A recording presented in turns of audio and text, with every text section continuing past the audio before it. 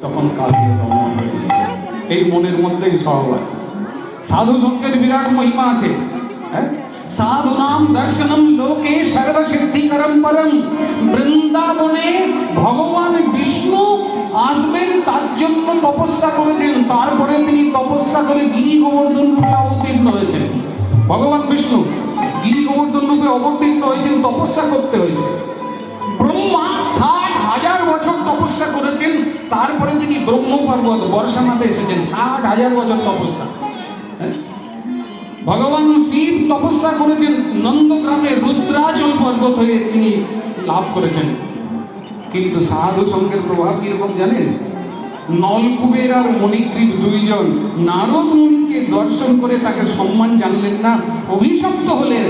নারদ মুনি দর্শন করলেন, তারা নারদ মুনিকে দর্শন করেননি, নারদ মুনি তাদের দর্শন করলেন। সাধুর দর্শনের ফল কি?